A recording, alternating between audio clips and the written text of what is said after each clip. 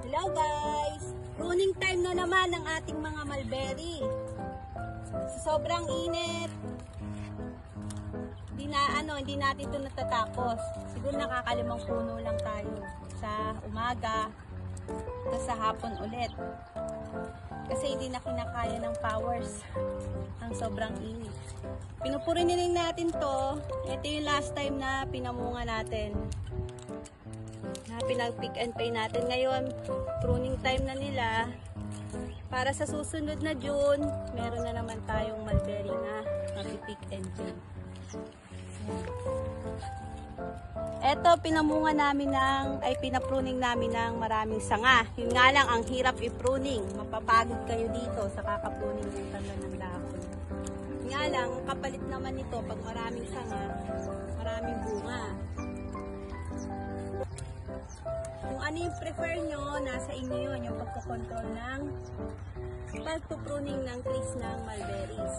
Kasi sa amin,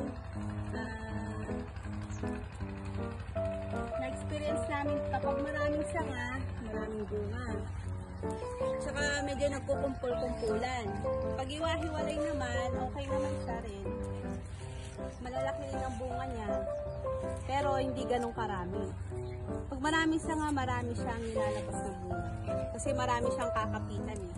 Marami siyang bulaklak na may lalabas pag maraming sanga. So ngayon, ang ginagawa natin ngayon, nagpaparami tayo ng sangang pruning para marami siyang bunga. Para sa isang sanga niya, kumpulan yung bulaklak paglabas ng butas. Yan. Lamang guys, dahil mainit na sobra dito. Anong oras na? 9 o'clock na, sobrang init na. So, tatapusin na natin to guys. So, see you later mga ka-RJ. Please like and subscribe ang ating YouTube channel, RJ Farm TV, RJ Family Vlogs, and our Facebook page, RJ Farm, at saka RJ Family Vlogs. Thank you very much. See you in the next season ng mulberry natin. Pick and pay, and subscribe. Buy na rin kayo ng aming mulberry tea, mulberry jam, at saka ang aming chili garlic.